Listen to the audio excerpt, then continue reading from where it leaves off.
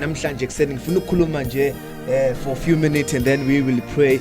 Let us just go quickly to the word of God in the book of Psalm chapter 23 verse 4. It reads thus: even though I walk through the darkest valley, I will fear no evil, for you are with me. Your rod and your staff, they comfort me. Ngicela ukuliphinda TK before I pray ngivumele TK ngiliphinda. Even though I walk through the darkest valley, I will fear no evil, for you are with me.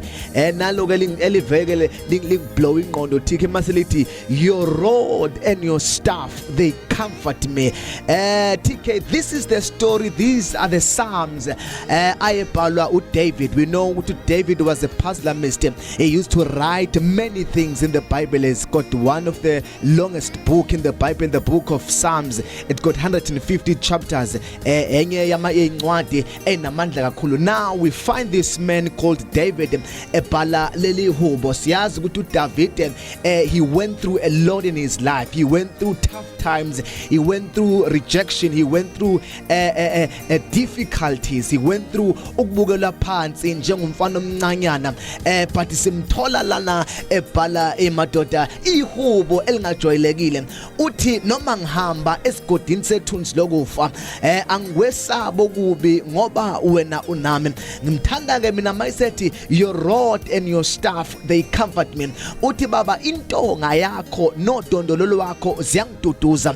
Noma kuthiwa ke ngiyadlula esigodini sethunzi lokufa kodwa intonga yakhe nodondolo ziyangiduduza ngoba uJehova noma sidlula kuphi but intonga yakhe ziyasiduduza. Into esenza TK noma sibhekana nezimo singacabanga ukuyibulala ngenxa ukuthi siyazi ukuthi there is his rod and staff ezisicomfortayo endleleni. Uthi uJesu uma esehamba esibuyele ezulwini uthi anginishiyi nodwa but nginishiya nomoya ongcwele, uyo ozonduduza bese nifundisa konke. Into eyenza TK noma sivukelwa sivuke ngakusasa ekuseni sithi uJesu uyinkosi ingenxa ukuthi intonga yakhe nodondolo lwakhe ziyasiduduza. Into eyenza ukuthi TK sithi sisiza umuntu kube uye umuntu ngakusasa othi siyabheda othi ayikho into esiyenzayo ingenxa ukuthi siyazi ukuthi kukhona intonga nodondolo lwakhe okuyizo ezisiduduzayo noma izinto singavumi noma izinto zibheda noma iculo liphele enhlizweni, but noma kunjalo sivuka sihlabelela ingoma sithi Lord you are worthy to be praised.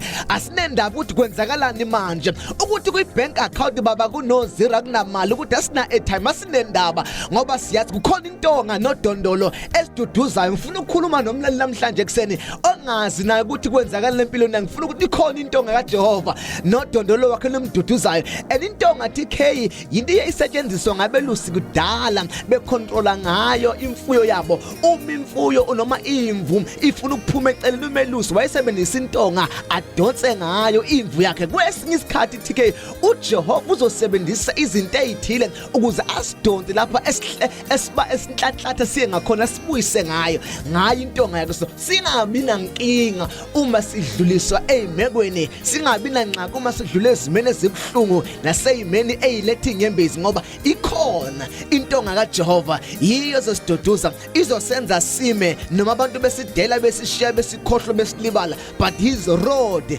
and his staff it shall comfort us. Angithandaze TK ekseni ngingamoshi isikhathi sakho ngivumele ngithandaze. Father, in the name of Jesus, the Son of the living God, I pray this morning, oh God, I pray for our listeners, oh Lord. Comfort them in the name of Jesus, the Son of the living God. Abanye uNkulunkulu ethongcwele, they are going through tough times in their lives. I pray, oh God, that you intervene and uNkulunkulu ethongcwele ubonakale njengoNkulunkulu in the name of Jesus, the Son of the living God. I thank you, Lord, that you are comforting them. I thank you, Lord, that we are giving them hope and you are giving them strength in the mighty name of Jesus, the Son of the living God. I thank you, Spirit of God. Amen.